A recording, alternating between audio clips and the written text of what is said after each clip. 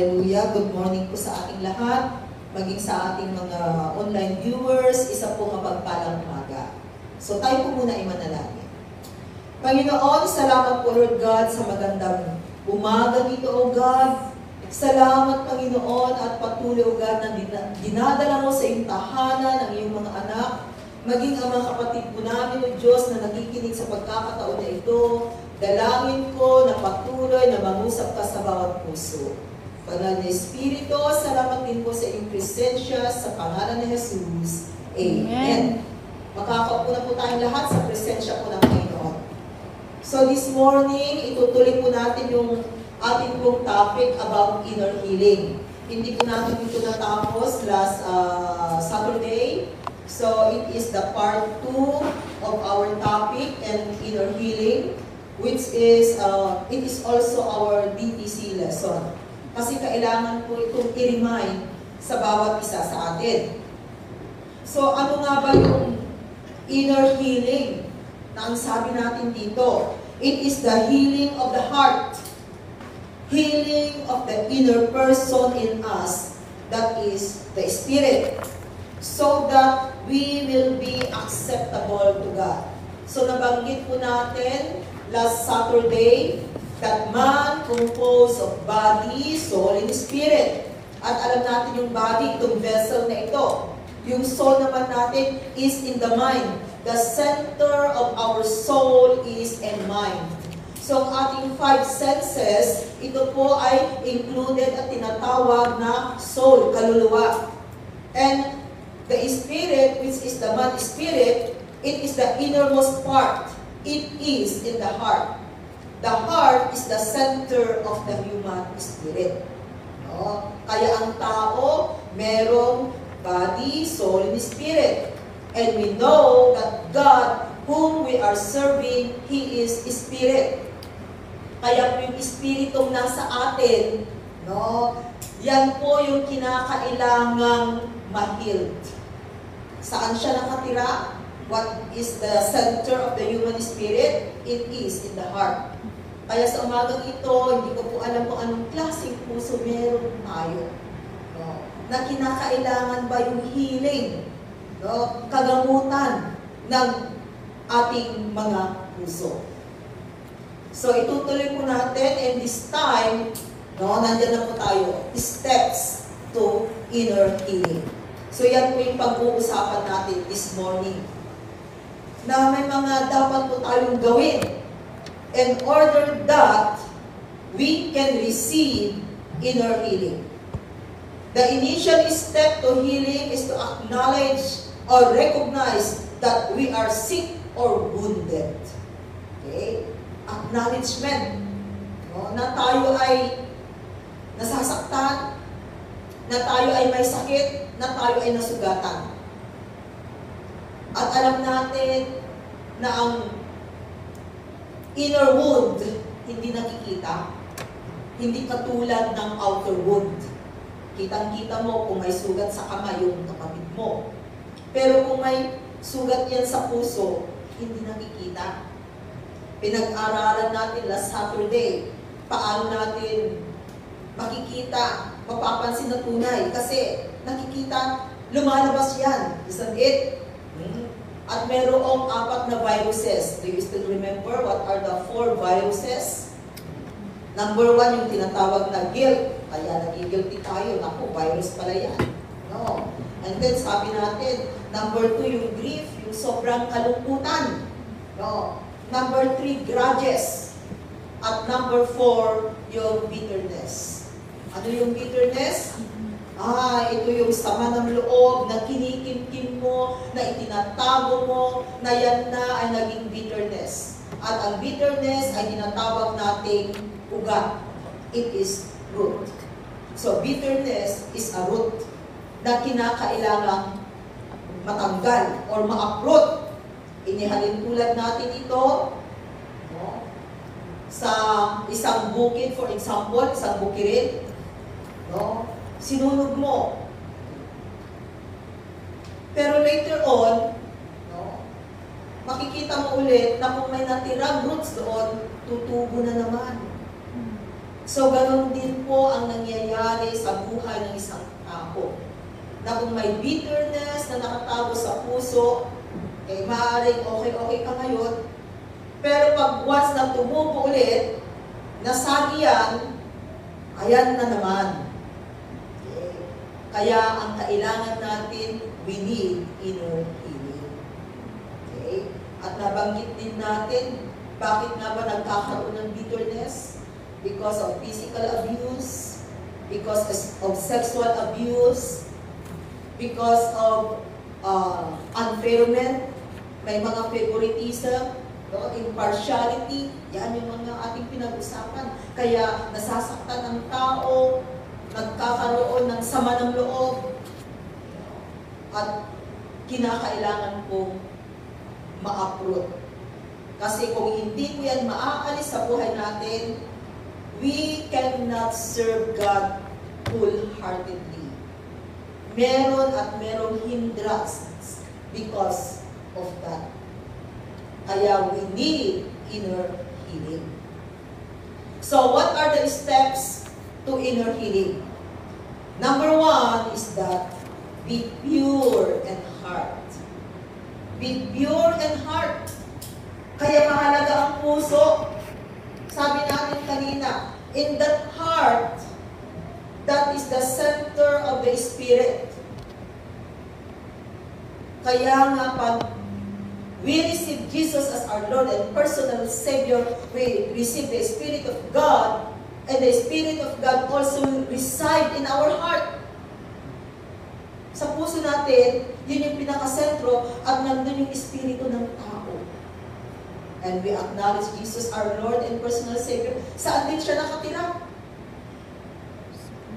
In our heart. He dwells in our heart. Kaya mahalaga po na maayos ang puso natin. Ang tao sa mundo ito, we know that they have spirit. There are 3 kinds of spirit. God is spirit, man is spirit, and spirit of the devil. So sa isang believer, dapat nandyan ang Espiritu ng Diyos, and of course, we have man's spirit. Kaya hindi ba ninyo napapansin na ang mga tao sa mundong ito, they are looking for God in themselves. Naghahanap sila ng Diyos na masasamba nila. Kaso lamang, nahanap nila ay ibang klaseng Diyos. Kasi merong espiritu. At ang espiritu ng taong yan, hinahanap niya ang Diyos, gusto niya magpuri, sumamba sa Diyos. Kaso maraming maling Diyos ang natagpuan ng mga tao. Salamat sa Panginoon, dahil ikaw at ako, alam natin na totoo at tamang Diyos ang nahanap natin sa ating buhay. So right now, I believe that as we believe in God, believe in the Lord Jesus Christ, we have the Spirit of God, and it is in our heart. Diyan nakatira. Kaya nga sabi diyan, we need to have a pure heart. Be pure in heart. Isang pusong malinis, isang pusong dalisay, isang pusong kalugod-lugod sa Panginoon. Alam natin na 4 ang kulay ng puso. Do you still remember it? There are four colors of heart. All of us, we experience to have a black heart. Pag sinabing itim na puso na, yan, may kasalanan, may ginagawang hindi tama, kaya itim. Nasa dilim. But praise the Lord because of the blood of Jesus who cleansed us. Na yun yung ginamit para burahin ang ating mga kasalanan.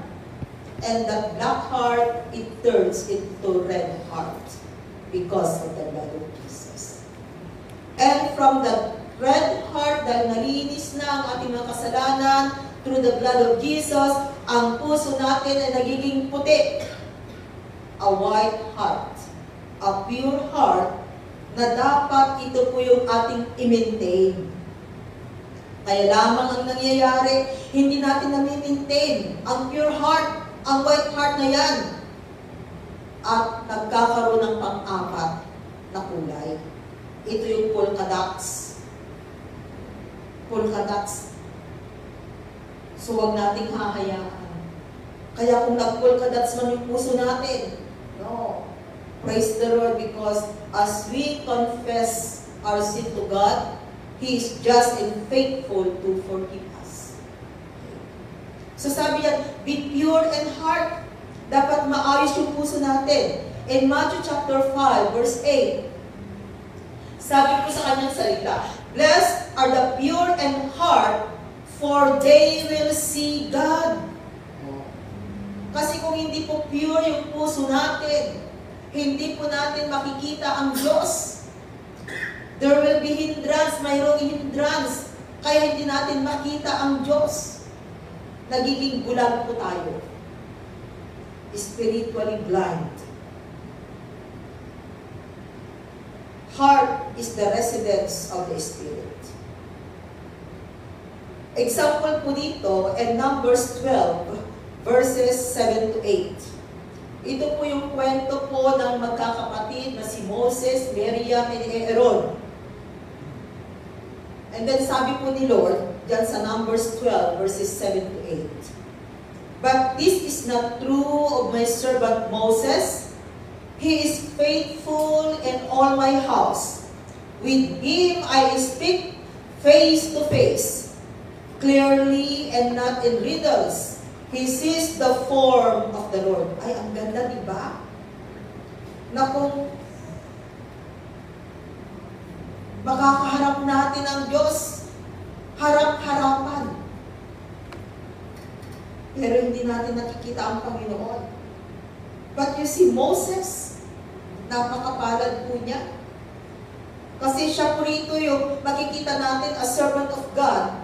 Dahil sa kanyang katapatan, sabi diyan, although marami siyang kahinaan.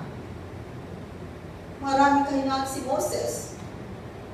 But he is faithful in the sight of God. So nakikita niya po ang Panginoon. Nangungusap, harap-harapan sa kanya ang Panginoon. So faithfulness in the Lord allows one to see Him. Kumusta na tapat ba tayo sa Panginoon? Sana nandun na maging tapat tayo sa Kanya. Ano man yung sitwasyon, we need to become faithful to God. Ang mga backsliders cannot see God. Yung mga compromiser, they cannot see God. God is looking for a faithful servant. Maging qualified po tayo sa hinahanap ng Panginoon. Kasi ang mga pure in heart, tapat sila. Isn't it? Ang mga malinis ang puso, pag sinasabi natin na we have that pure heart, we have that clean heart, of course, we are faithful. Kaya mga kapatid, no, this is one way in order that we can heal kung meron mang wound sa loob. We need to have a pure heart. Okay, number 2. Number 2 steps is that forgive others. Forgiveness. Forgiveness. In Matthew chapter 6, verses 14 to 15, sabi po doon, for if you forgive men when they sin against you, your heavenly Father will also forgive you. Kaya kung tayo nagpapatawad sa ating kapwa, ang pangako ng Diyos, patatawarin din niya tayo sa ating mga kasalanan. In verse 15, sabi niya, there is a condition.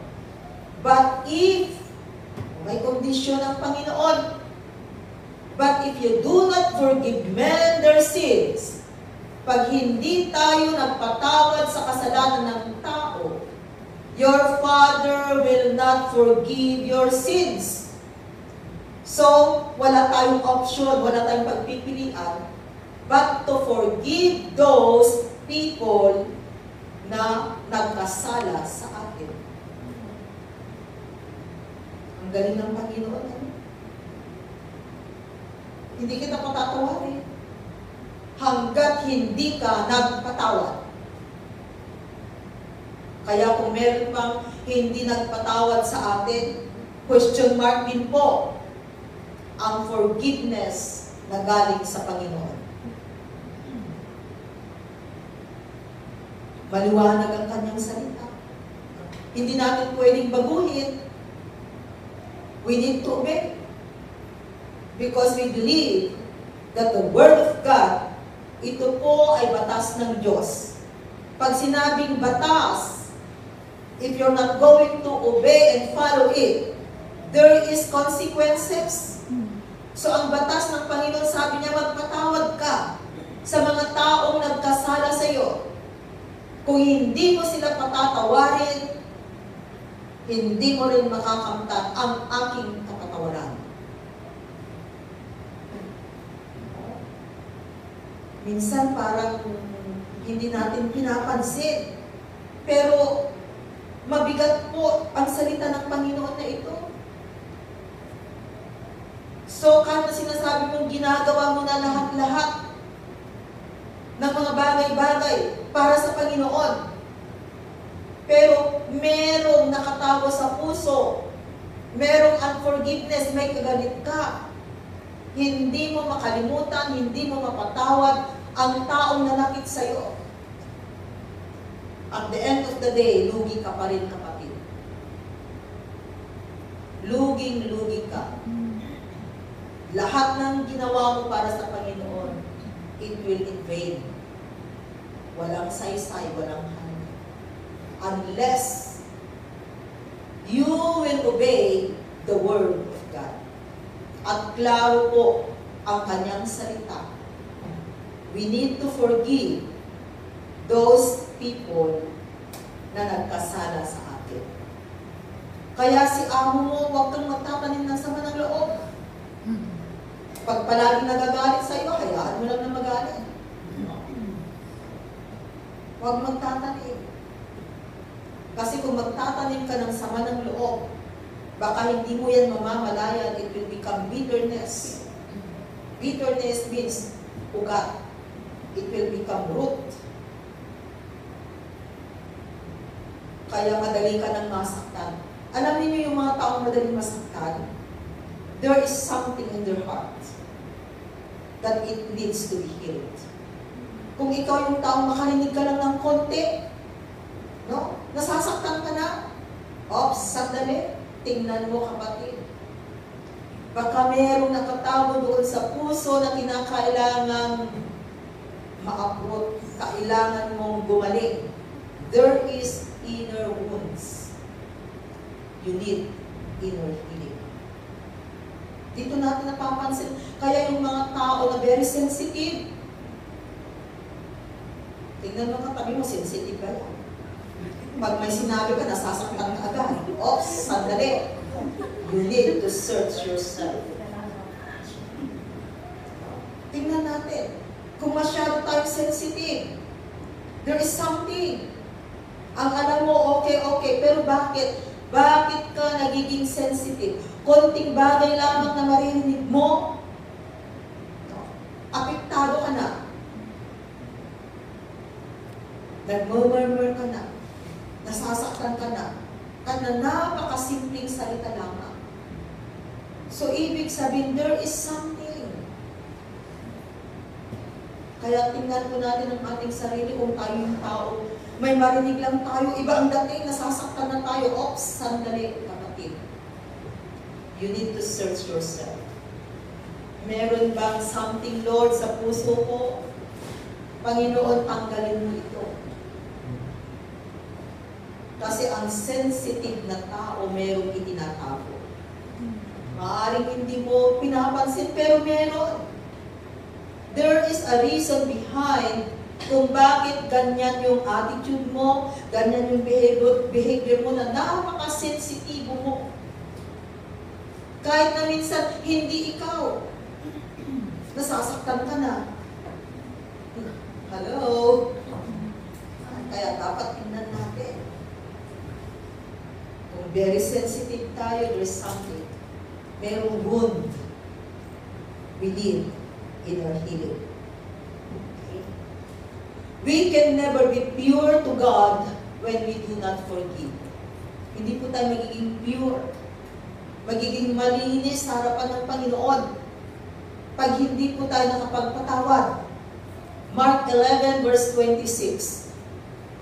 Sabi niya, but if you do not forgive, neither will your Father who is in heaven forgive your sins. Siya rin yung sinasabi. Sa binasa natin kanina in Matthew chapter 6 verses 14 to 15. Na kung hindi tayo nagpapatawad, hindi rin po tayo patatawarin ng Diyos Ama. Hindi tayo patatawarin ng Diyos. Gusto ba natin na hindi tayo mapatawad ng Diyos? What is the use ng ating paglilingkod, ng pagsasakripisyo, kung at the end of the day, ay hindi mo rin pala marireceive ang kapatawaran ng Panginoon? So, what we need to do is to forgive. Kaya nga sabi ko kanina, we don't have any option but to forgive those people na nagkasala sa atin. Hindi mo man feel na sinasabi, Lord, I forgive that person. Pero hindi mo siya feel. Do not depend on your emotion. Because emotion are very deceiving. It will deceive you. Do not depend. What you need to do is to have faith. Ano yung faith? Believe. Kahit na hindi mo nararamdaman, kahit na kontra yung pakiramdam mo, believe.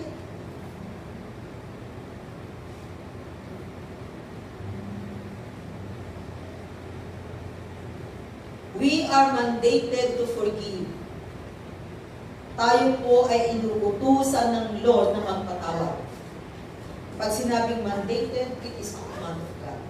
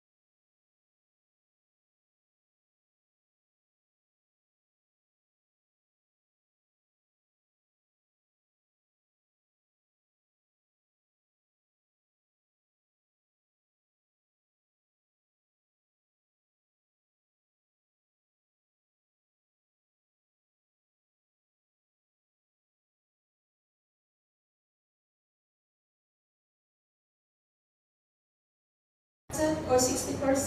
Bakit? Kasi there is something in your life na naghihinder. Kaya hindi po makakilos ng lubusan ang Diyos sa buhay mo, kapatid. Kaya wag po sana nagiging magaan lamang sa buhay natin kung merong unforgiveness na nakatago sa puso. Kinakailangang tanggalin. Inner healing requires God's forgiveness. Ang inner healing, it requires God's forgiveness. Unforgiveness will put us into the hands of tormenting spirits. Take note. Unforgiveness will put us into the hands of tormenting spirits. Tormenting spirits. Pag hindi tayo nakakapagpatawad, diba, there's something. Kasi kung hindi ka nakakapagpatawad, nabibigatan ka. Iba yung pakiramdam mo. So you will experience the tormenting spirits. Merong nagtutorture sa'yo. Na minsan hindi mo siya maintindihan. So, gusto ba natin? Ganun yung feelings kasi. Pag nakita mo yung tao hindi mo napatawad, ano ang mangyayari? Imbis na makakasalubong mo, ayan, ay na yung galit mo. Umiiba ka ng daan. Imbis na shortcut yung dadaanan mo, pumunta ka pa sa long way. Sino ang lugi dito? Ano ang reason doon? Kasi galit ka. Hindi mo siya mapatawad.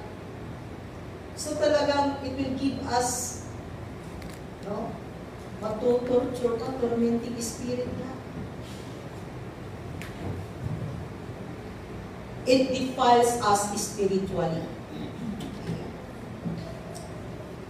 And we also need to forgive ourselves.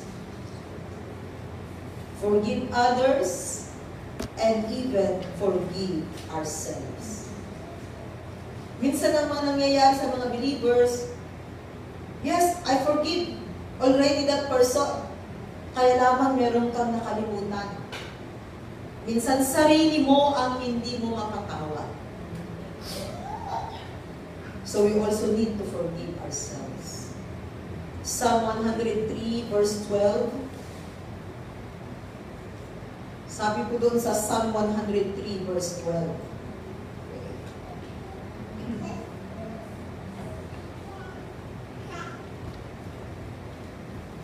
Psalm 103 verse 12.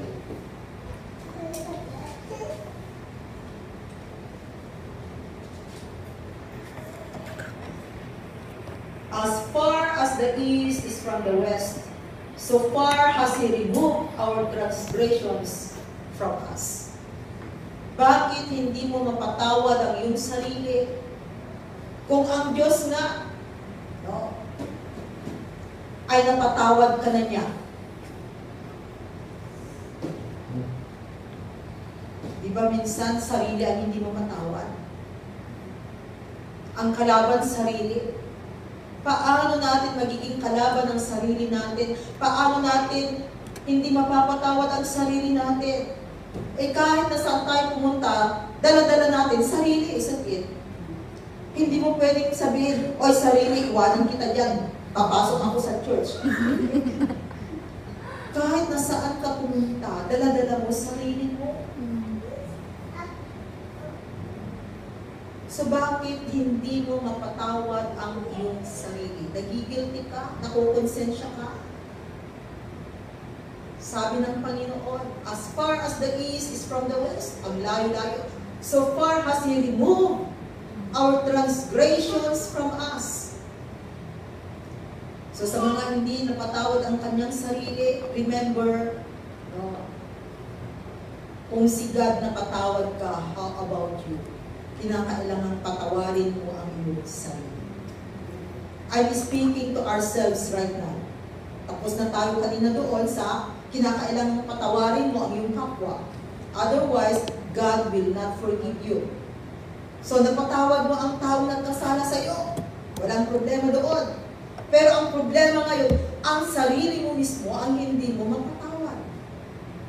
So, sabi ni Lord, kung napatawad kita, bakit hindi mo patawarin ang sarili mo? Kasi, mostly po, ito po yung mahirap sa isang mananampalataya. Sarili nila mismo, they condemn themselves. Romans 5:1. Sabi sa kanyang salita, therefore, since we have been justified through faith, we have peace with God through our Lord Jesus Christ. Justified. Justification, anong sabi natin? Just if I am not sin. We are justified. Why? Bakit natin to sinasabi? Because we have Jesus in our life and He is become our righteousness. At sinusunod natin ang Kanyang mga salita. Kaya, ang nangyayari sa atin, sabi yan, no? We have been justified through faith. We have peace with God through our Lord Jesus Christ. Ito po yung magandang balita. Na kinakailangan talagang ma-experience natin. Na kung tutuusin, tinuturuan po tayo ng Panginoon through His words para ikaw at ako ay makapaglingkod sa Kanya ng buong puso at katapatan. Hebrews 10 verse 22. Hebrews 10 verse 22. Sabi yan, without the shedding of the blood, there is no forgiveness. That's why we need the blood of Jesus.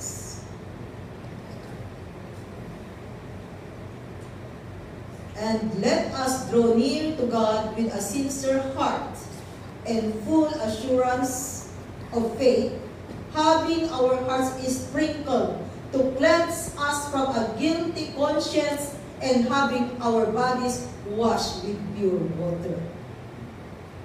So it also is with water baptism. Kapatiyan, lahat yan ay kinakailangan gawin natin.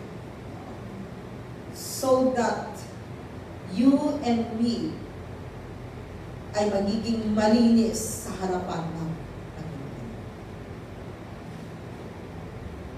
Kaya kapatid, forgiveness is very, very important. Okay. Number 3 steps to inner healing. Have faith. Pananampalataya. Mark 11 verses 22 to 25. Have faith in God, Jesus answered.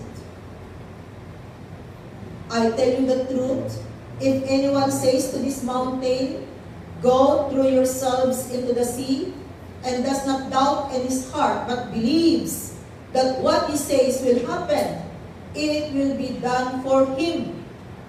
Verse 24. Therefore I tell you, whatever you ask for in prayer, believe that you have received it, and it will be yours. And when you stand praying, if you hold anything against anyone, forgive him. Bumalik tayo sa forgiveness. Tingnan ninyo, forgive him. So that your Father in heaven may forgive you your sins. So hindrances din pala para hindi masagot yung ating mga panalangin is that kung merong unforgiveness. Kaya tingnan po ninyo, it will affect talaga. Pag merong unforgiveness sa puso, sa buhay natin. Kaya we need to obey the word of God. Faith is absolute believing without a doubt. And as a believers, we need to live by faith and not by sight anymore. Amen. Exercise natin ang belief. Ang faith natin, believing in the Lord. Sa mundo, to believe is to see. To see is to believe. Sa mundo. But for us Christian, to believe is to see. Ganun yung faith natin sa Panginoon. Doubt disqualifies one's believing. Kaya do not doubt. Huwag tayo magdalawang isip. Huwag na nating sasabihin na, totoo kaya. Kapatid, pag sinabi ni Lord, totoo, huwag na tayong magdalawang isip. Pag sinabi sa kanyang salita, we believe that the Word of God ay totoo. Do not doubt. Romans 10 verse 17. Consequently, faith comes from hearing the message, and the message is heard through the word of Christ. Kaya mahalaga ang salita ng Panginoon. At sa pakikinig natin sa kanyang salita, the more na lumalago yung ating pananalig at pananampalataya sa Panginoon. Kaya hindi lamang po tuwing day off natin na tayo makinig sa kanyang salita. Amen. Pwede tayo makinig everyday. Pag may time tayo, habang nagtatrabaho, pag okay lang na mag-headset, everyday we have preaching. We have service everyday. You can hear the word of God. At the more na nakikilala natin kung sino yung Diyos na ating pinaglilingkuran. Message of the Holy Spirit plus word equals faith. Okay. Faith must be declared, needs to be spoken. Dinideclare natin. If we don't apply the word, we don't believe. Remember, if we don't apply the word of God na pinapakinggan natin sa buhay natin, ibig sabihin, we don't believe. Sabihin mo nga dyan sa katabi mo, ini-a-apply mo ba ang salita ng Diyos na napapakinggan mo?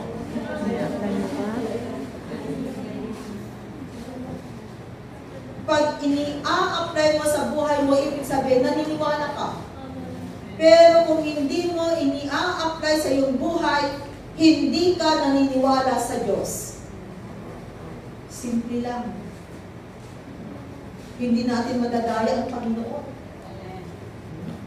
Kahit na sino, isa't parang 1 plus 1 equals 2. Hindi siya magiging 11.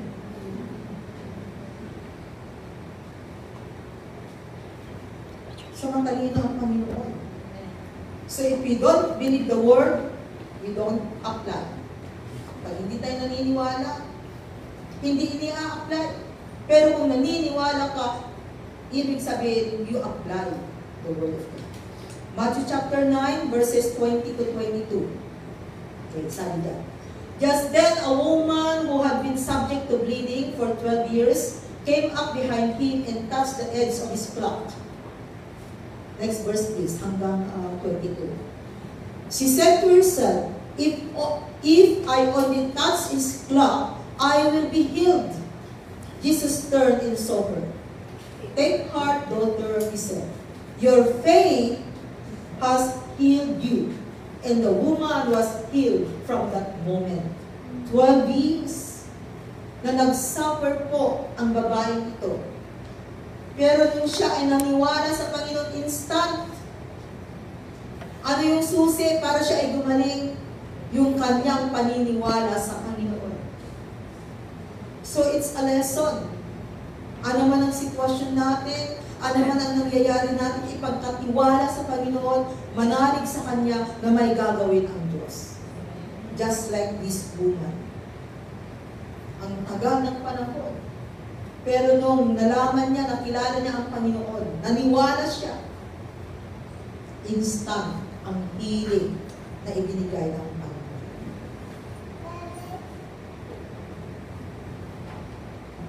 Faith can heal. Faith can heal. So, sa pamamagitan ng pananalig natin, pananampalataya, it will heal. Magkakaroon tayo ng inner healing. Amen. Matthew chapter 9, verses 27 to 29. Another example, sabi dyan. As Jesus went on from there, 2 blind men followed him, calling out, "Have mercy on us, son of David." Next verse, please. When he had gone indoors, the blind men came to him and he asked them, "Do you believe that I am able to do this?" "Yes, Lord," they replied. Then he touched their eyes and said, "According to your faith, will it be done to you?" According to your faith. Kaya kapatid, ano man ang sitwasyon mo right now, according to your faith, will it be done to you? Kaya nga kailangan yung faith natin lumalago. Do you believe is a strong indication that faith is very important in healing? Amen. Kaya sabi ni Lord sa mga bulag na ito, do you believe it? Nung sinabi nila, yes, Lord, we believe. Kaya sabi ni Lord, according to your faith. So yun din yung word ni Lord sa bawat isa sa atin. Ano yung pangangailangan natin? Ano yung gusto natin? Ano yung naisin natin right now? Sabi ni Lord, do you believe it? And then, according to your faith. Kaya kinakailangan lumago ang ating pananampalataya. Okay, number 4 steps. Number 4 steps is that confess your sins. Confession. Confess your sins. Or admit your sins. James 5:16. Therefore, confess your sins to each other and pray for each other, so that you may be healed. The prayer of a righteous man is powerful and effective.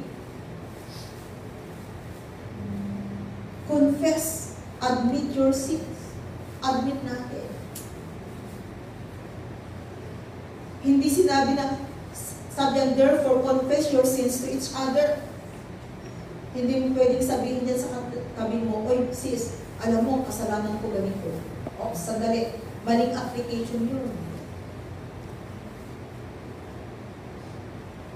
Doon sa tao na nagkasala ka, yun ang lapitan mo.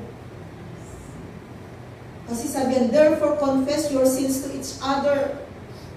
Baka ang intindihin ninyo dito is, pwede mo lang sabihin din sa katabi mo, oy, alam mo, nagkasala ako ng ganito, ganito, ganito, ganito. You go to that person. You admit your sin. Minsan ka na napakasimpleng bagay, hindi tayo marunong mag-admit ng ating kasalanan. Yung simpleng bagay ba? Anong simpleng bagay? Napakasimple. For example lang, pero wala namang gumagawa dito. Yung pinagkainan ng lunchbox, basta mo na lamang iniwanan. Hindi may nakakita. O, sino yung nag-iwan ng lunchbox dito? Deadma ka lang, di mo na pinapansin. Maano ba naman pagsabihin mo na, ay, pasensya na, ako nakalimutan ko. Sa akin yan, hindi yung wala kang pake. Napakasimpleng bagay. We don't know how to admit it.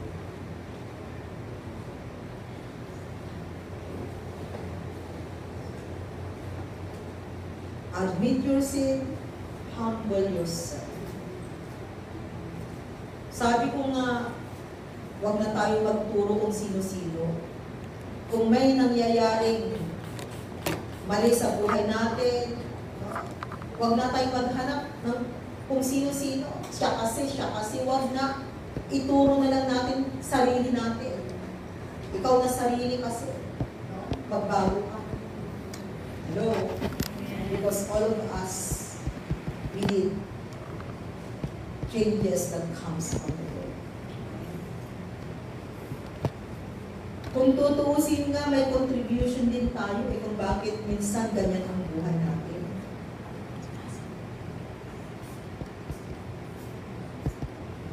Kaya sabi niya, confess your sins. Okay, number 5. Number 5, revere God.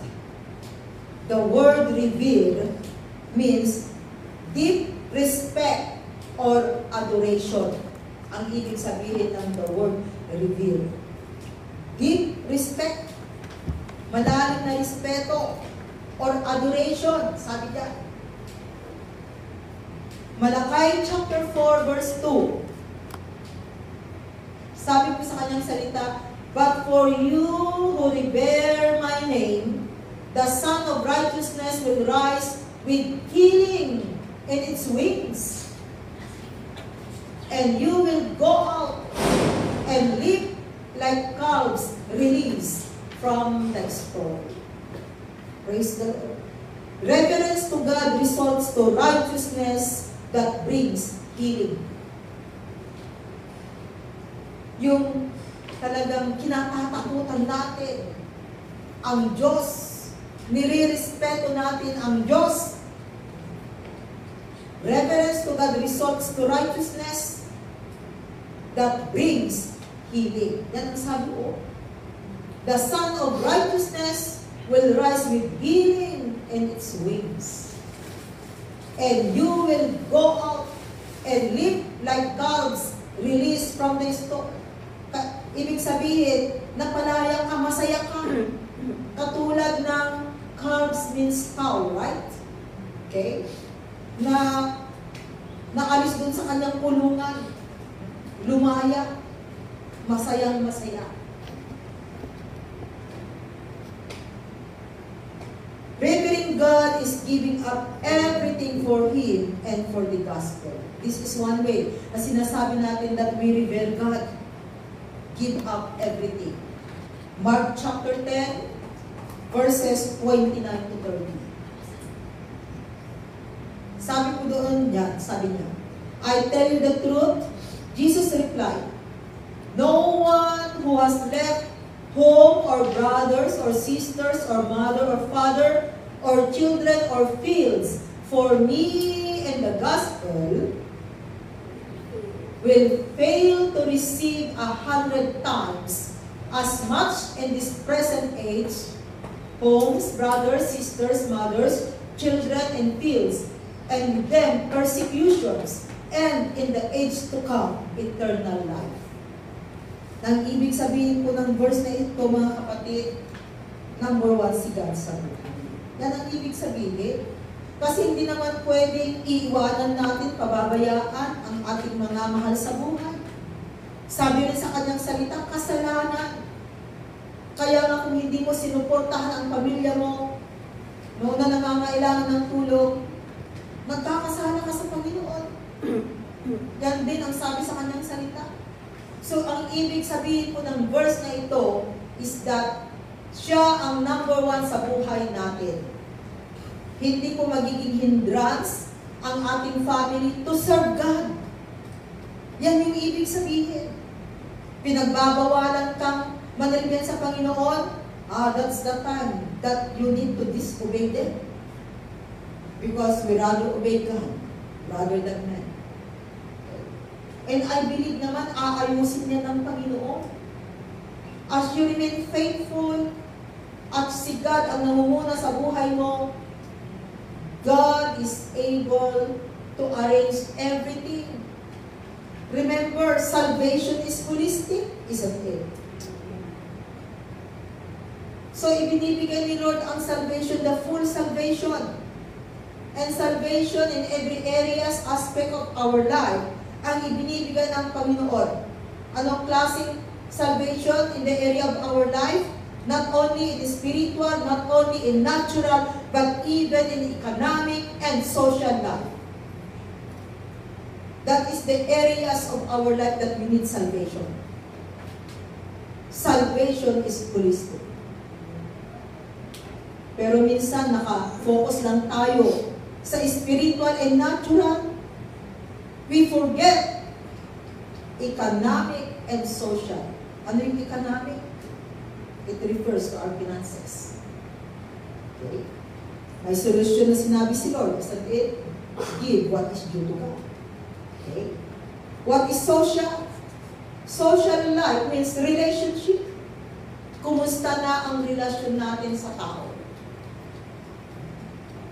We need salvation. We need healing.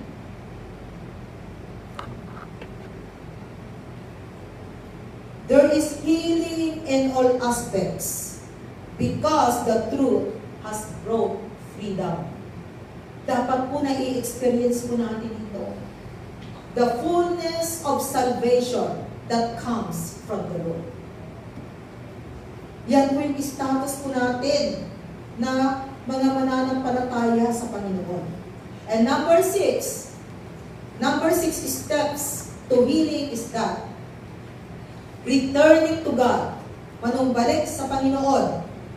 Paano manunumbalik? Tithes and offerings. Included pala ito. if you want to receive inner healing, hindi mawawala ang pagbibigay ng ating tithes and offerings. Maaaring this time, you are obeying, you are returning to God through offerings lamang, kulang. Sabi niya, through tithes and offerings. Malakay chapter 3, verses 6 to 10. Sabi po dyan sa Malakay chapter 3, verses 6 to 10. Malakay po, hindi Matthew. Yes.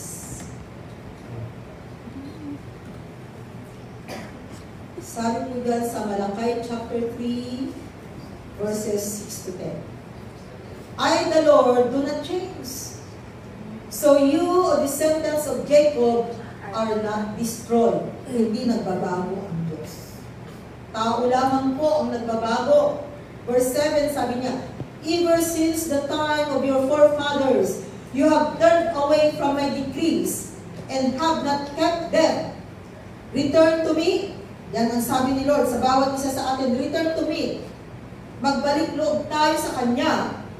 And I will return to you, says the Lord Almighty.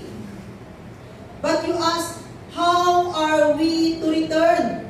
Paano po kami manunumbalik sa iyo, Panginoon? Verse 8, will a man rob God?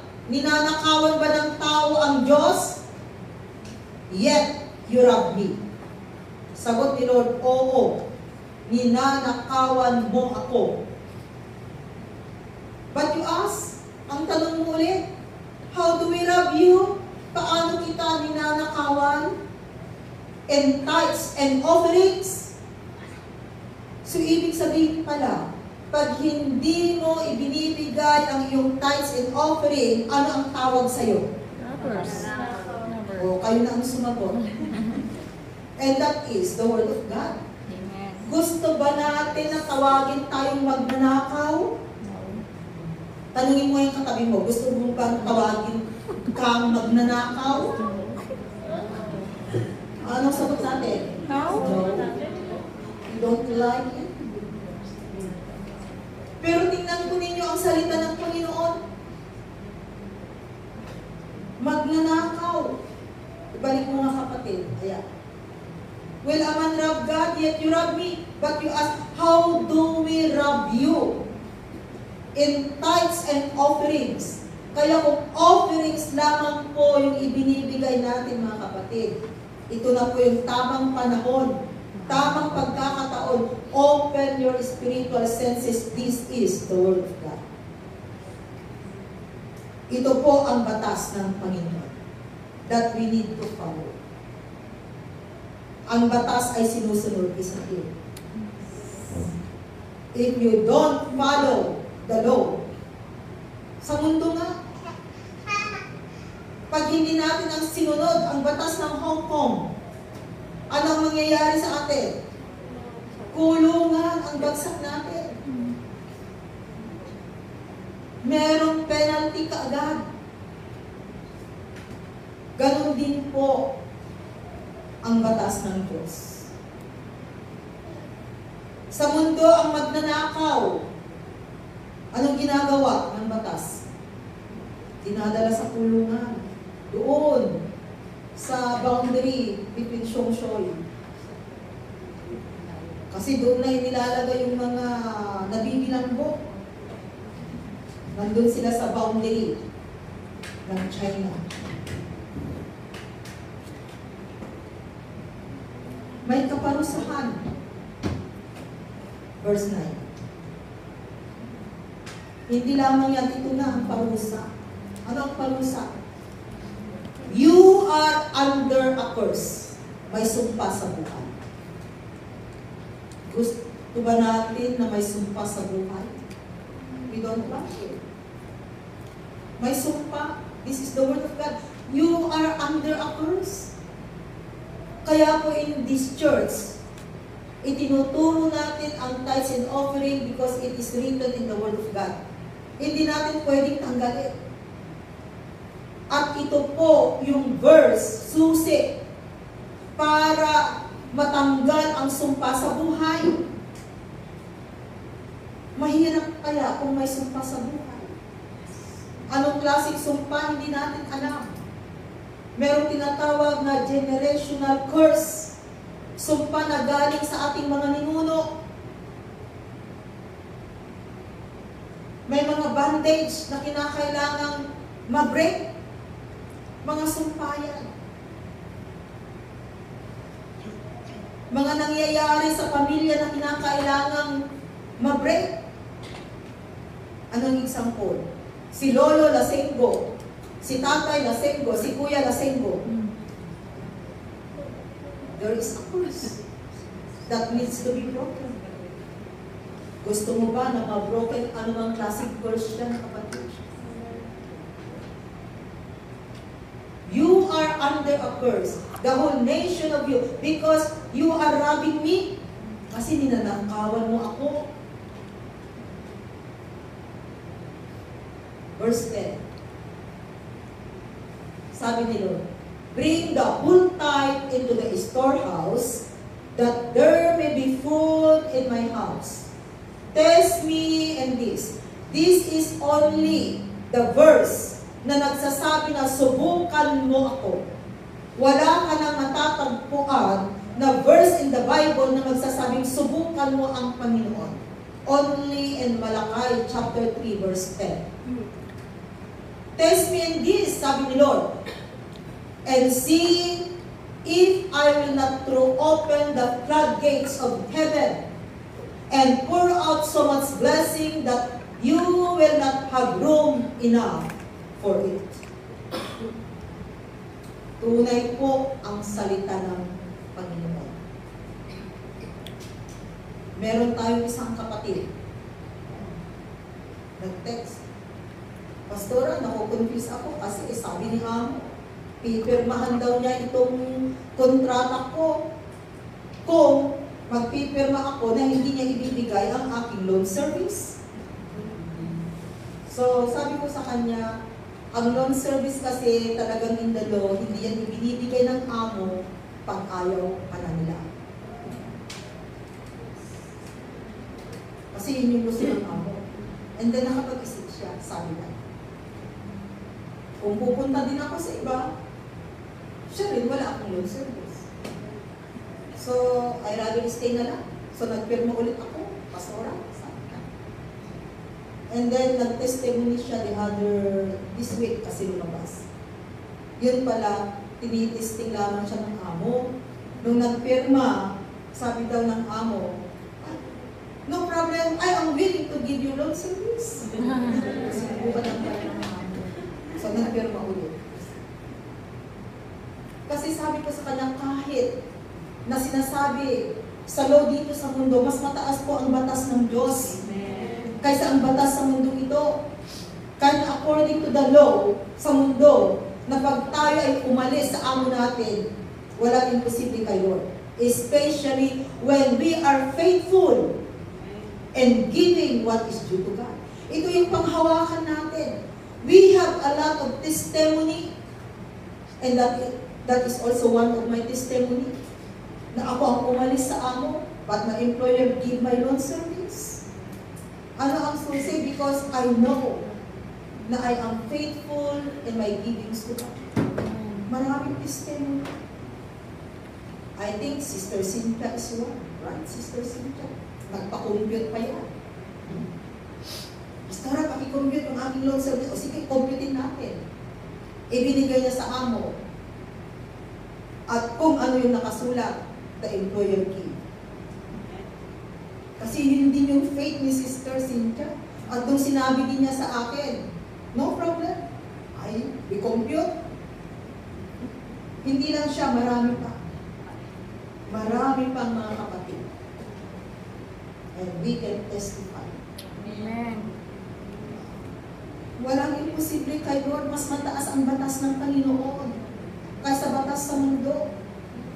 As long as No? We obey Him faithfully. Amen. So, test me in this, says the Lord Almighty, and see if I will not throw open the floodgates of heaven and pour out so much blessing that you will not have room enough for it. Tunay po na pagpapala ang ibibigay ng Panginoon. Amen. Kasi nag-obey tayo, kaya I challenge for those, hindi ka pa nagbibigay kapatid, subukan natin ang Panginoon. Huwag kang mag-alala, huwag kang masayangan doon sa 10% na ibibigay mo. Kasi ang 90% na maiiwan sa'yo with blessing of the Lord. Amen.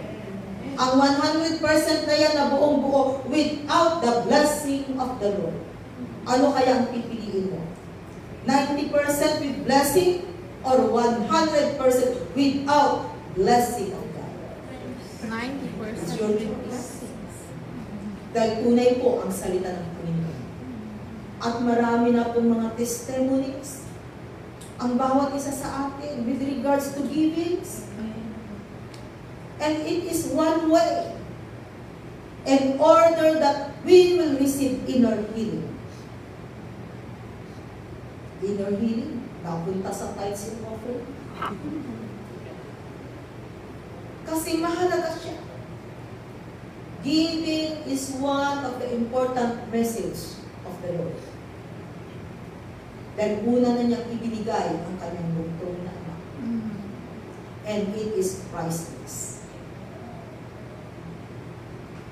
Kaya, mga kapatid, in order to receive inner healing, ano yung steps na pinag-aralan natin? Be pure in heart. Panatilihing malinis ang puso. Number 2, sabi natin, forgiveness. Forgive others, yung mga tao nagkasala sa atin, forgive them. And even we need also to forgive ourselves. Number 3, sabi natin, have faith. Manalig manampalataya sa Panginoon. As a believers, we need to live by faith and not by sight anymore. And number 4, confess your sins. We need to humble. Pag tayo nagkasala, nandun agad, Lord, forgive me. Confess your sins. Number 5, revere God. Magkaroon po tayo ng takot sa Diyos. Respetuhin natin ang Panginoon. At ang pang-anim, returning to God through tithes and offerings.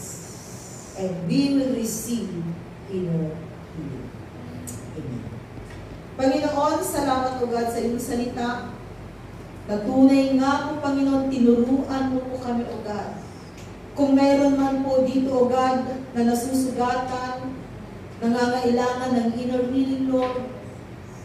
Lord, pagalingin mo po, Panginoon, ang mga pusong nasasaktan, ang mga pusong sugatan.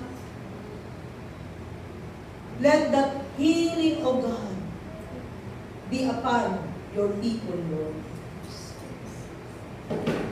Tulungan mo po ang bawat isa, Panginoon,